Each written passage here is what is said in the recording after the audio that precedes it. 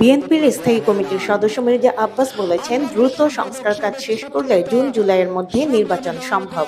বুধবার শাহজাহানপুর থানা বিএনপি আয়োজিত বিএনপির ৩১ দফা ও জনসম্পৃক্তি কর্মশালায় প্রধান অতিথির বক্তব্যে তিনি এ কথা বলেন। আমি কিন্তু ওনাদের সংস্কারের নতুন এমন কিছু পাই নাই যেটা আমাদের অ্যাক্টিং চেয়ারম্যান তারেক রহমানের ৩১ দফার মধ্যে নাই, এমন কিছু আমি পাই নাই। সুতরাং সংস্কার করতে করতে নির্বাচন দেরি হয়ে যাবে, এটা অমূলক নয়, এই ধারণা জাতি করতেছে।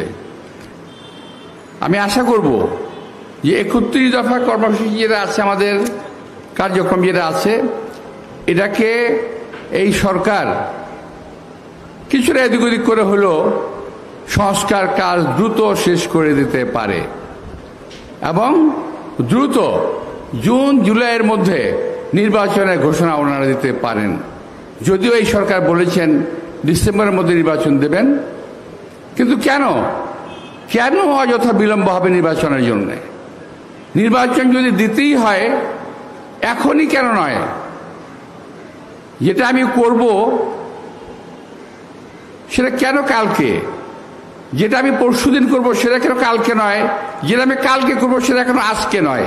যেটা আমি আজকে করবো সেটা কেন এখনই নয়? আমি তো বুঝতে পারি না। নির্বাচনের মাধ্যমে নির্বাচিত হয়ে যে দল আসবে সেই দল বাকি সংস্কারের কাজগুলো করবে বলেও মন্তব্য করেন তিনি। মির্জা আব্বাস বলেন, বিএনপিতে চাঁদাবাজ ও অপকর্মকারীদের ঠাঁই নাই। ফারহানা নীলা, সারাবাংলা.net, ঢাকা।